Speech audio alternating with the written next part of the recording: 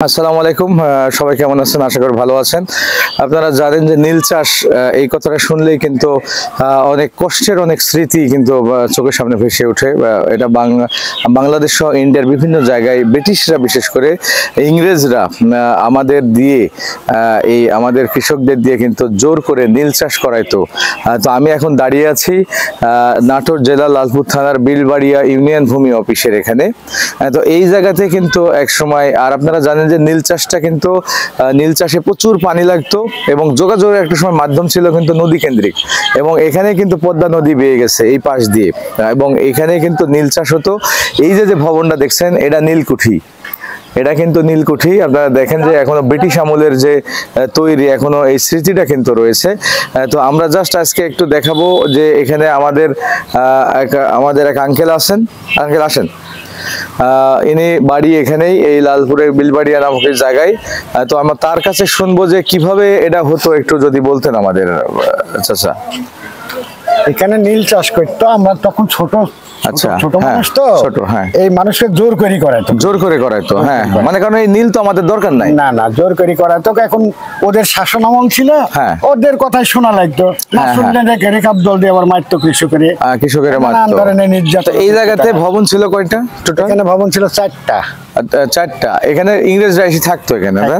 থাকতো কোথায় কোথায় হাই স্কুল আছে হাই স্কুলের ওখানে ছিল ওর এই ক্যাম্প বাসভবন আচ্ছা আর এটা ছিল ওই যে গুদাম ছিল কাগজপত্র গুদাম ছিল এর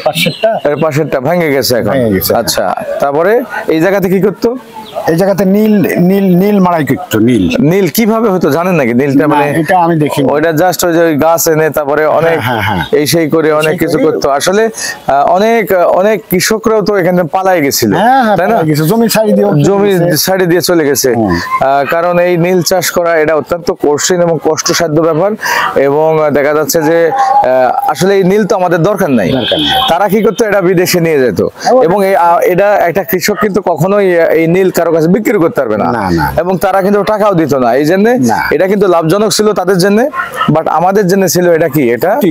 এটা অনেক ক্ষতি আমরা ফসলের জমি বাদ দিয়ে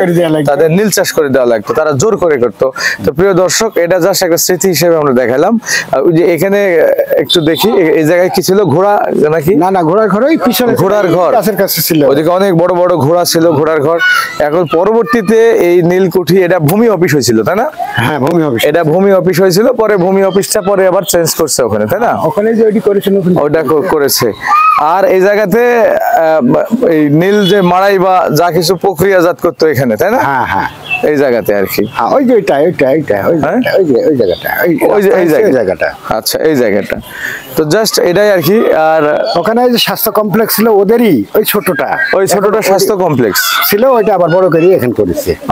তার মানে ওই ব্রিটিশ আমলেরই ওটা স্বাস্থ্য কমপ্লেক্স ছিল আমলেরই ওইটা ছিল পরে এটা আবার নতুন করে স্বাস্থ্য কমপ্লেক্স করছে তো যাই হোক